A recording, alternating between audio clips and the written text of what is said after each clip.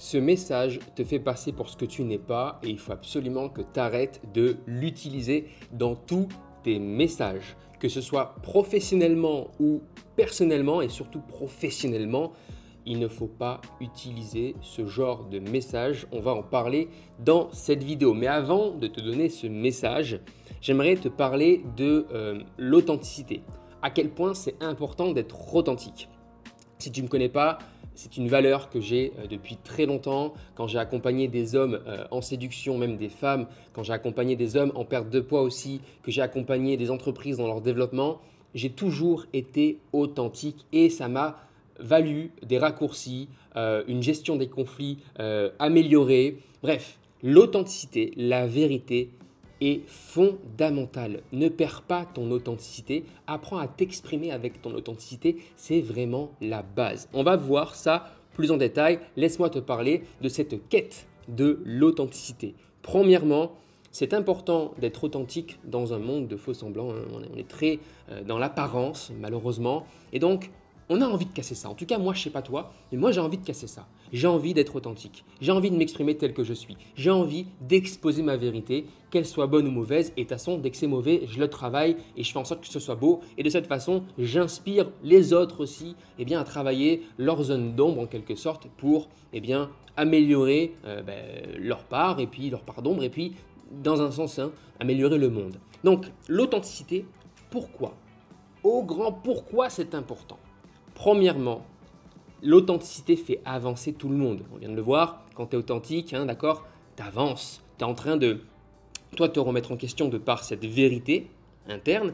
Et puis l'autre, parce que tu lui dis des vérités, parce que tu exposes les faits, parce que tu es vrai avec lui aussi par rapport à tes sentiments, la relation avance. D'accord, elle n'est pas là en train de stagner. Si on parle de relation sentimentale, on est bien d'accord qu'en disant la vérité, parce que je suis vrai avec ma partenaire, on résout le problème plus facilement. D'accord, on avance. La vérité, l'authenticité, c'est aussi un raccourci. Et pas des moindres. On ne va pas passer par 1000 chemins. J'ai une chose à te dire, je te le dis, je mets les formes, toujours avec la bonne posture. Et de cette façon, on ne passe pas une après-midi à résoudre un conflit. La vérité, on élimine aussi les malentendus. On n'est pas là en train de se dire mais c'est quoi l'intention de l'autre. Et on va voir que le message que je vais te partager dans cette vidéo, clairement, en termes de malentendus, il n'y a pas mieux. Il y a plein de malentendus et il ne faut surtout pas faire ça dans ta communication, vraiment. L'authenticité, c'est aussi un renforcement de la confiance. On est bien d'accord que quand je suis vrai, quand je m'exprime avec mes mots et que je dis ce que je pense, d'accord, sans contourner les faits, sans contourner mes émotions, tu te dis, bon lui, au moins je peux avoir confiance en lui. Oui, peut-être ce qu'il me dit, ça ne me plaît pas, mais je sais qu'il me dit la vérité, il n'est pas en train de me la faire à l'envers. D'accord? La vérité, c'est aussi une relation beaucoup plus profonde parce que je suis vrai avec toi, alors tu développes ta confiance et donc on va pouvoir agrandir notre relation. D'accord?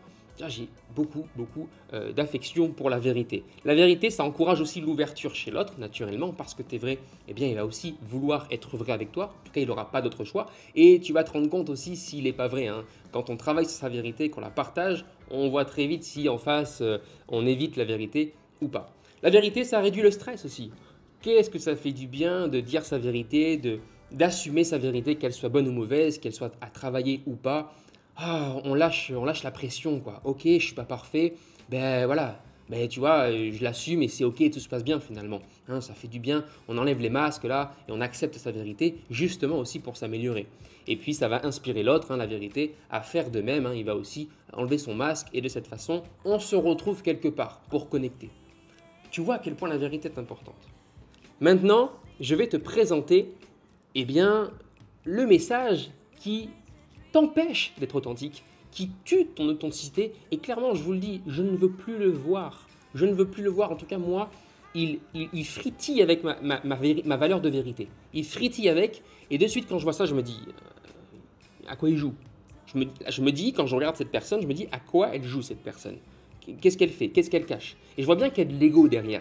Je vois bien qu'il masque quelque chose. Il y a un masque en fait. Souvent le masque, quand on décide de ne pas être vrai, on a le masque en face de l'ego. On met l'ego, d'accord, face à nous.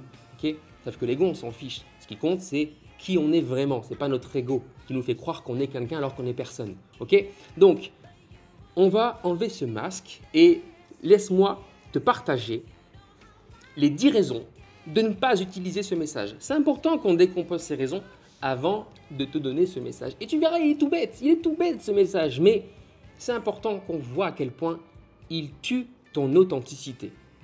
Tu seras peut-être pas d'accord, mais on pourra en discuter après, tu vois. Ce message, il peut être utilisé, mais très rarement, vraiment très rarement. Ces messages tuent vos relations, que ce soit personnellement ou professionnellement. Alors tu me diras, Geoffrey, t'es un peu binaire. Oui, mais je préfère être binaire avec des débutants. Un débutant qui utilise des clins d'œil à tout va, ça joue clairement contre lui. Donc oui, je suis binaire. Maintenant, quand tu es meilleur en dynamique sociale, quand tu commences à comprendre ce qui se joue professionnellement et personnellement, oui, tu peux commencer à t'aventurer avec le clin d'œil, avec des messages voilà, un peu plus touchy, des messages où tu vas faire de l'humour. Mais quand tu n'as pas les bases socialement, quand tu as rarement été dans des relations professionnelles, quand tu as rarement été dans des relations sentimentales, faire un clin d'œil, même pour créer une relation sociale, faire un clin d'œil à tout va ou quand il y a un message voilà, classique, ça te fait passer pour ce que tu n'es pas. On dirait que tu essaies de prouver des choses, on dirait que tu essaies de te mettre supérieur à l'autre, on dirait que tu essaies de faire passer une émotion mais on ne la comprend pas, c'est un foutu clin d'œil. Bref, ça joue contre toi. Voilà, 8 minutes pour te parler d'un foutu message, mais que je ne peux plus de voir dans mes conversations. C'est utilisé à tout bout de champ, ça ne fait rien. À la place, qu'est-ce qu'on va faire? On va faire, eh bien, un smiley. Simple, un smiley, parce que ce qui compte dans une relation pour créer de la confiance, c'est le côté rayonnant. Quand tu croises quelqu'un qui te sourit, bah tu souris et tu as envie de connecter avec cette personne. Par contre, quand tu croises quelqu'un qui te fait un clin d'œil comme ça, tu dis mais qu'est-ce qu'il fait lui? Il est bizarre, ok? On est sur ça, ça se joue là-dedans, d'accord? Donc, je compte sur toi pour sourire dans tes messages plutôt que d'envoyer des clins d'œil, d'accord?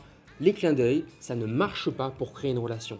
On pense qu'on utilise un raccourci, on pense qu'on essaie de connecter avec le clin d'œil, mais ça fait tout l'inverse, ça repousse, d'accord? Quelqu'un qui est authentique, comme toi, qui cherche à l'être, quelqu'un qui parle avec son cœur et non pas avec son ego et sa tête, il veut connecter avec toi. Et dès qu'il voit un clin d'œil, comme ça, pour rien, de suite, c'est alerte rouge. Qu'est-ce qu'il fait ce gars? Pourquoi il essaie de faire un clin d'œil? Pourquoi il essaie de prouver des choses? Pourquoi il me fait un clin d'œil? Qu'est-ce qui était drôle dans la phrase là? J'ai pas compris. Il me fait un clin d'œil, il essaie de se mettre supérieur, il essaie de se la jouer cool, c'est bizarre. Donc arrêtez, s'il vous plaît, d'utiliser des clins d'œil si vous ne les maîtrisez pas, si vous n'avez pas conscience que votre message n'est pas approprié, si vous n'avez pas encore d'expérience sur le plan social. Ok? C'est tout pour moi. Si tu veux aller plus loin, gagner en leadership et te créer une vie de choix, une vie qui compte pour toi, une vie qui vaut le coup d'être vécue, je t'invite à rejoindre ma newsletter. Je partage des conseils autour de l'alignement, comment s'aligner professionnellement et personnellement. Et crois-moi, cette vidéo, oui, peut-être qu'elle est futile par rapport à d'autres vidéos que j'ai pu faire. Un rien peut tout changer. Et un message comme ça à un partenaire, à un collaborateur, dans un email ou peu importe, ou même dans un SMS avec une relation amicale qui aurait pu t'apporter beaucoup d'opportunités dans ta vie, eh bien, ce petit clin d'œil, ce petit message peut jouer contre toi et t'empêcher de vivre ta vie de choix. Donc, c'est pour ça que je comptais vraiment faire cette vidéo au sujet du clin d'œil. Ok? Let's go! Passe à l'action et surtout, ne m'envoie pas des clins d'œil en commentaire, sinon je vais péter un câble. Passe une bonne journée. Ciao, ciao, à bientôt.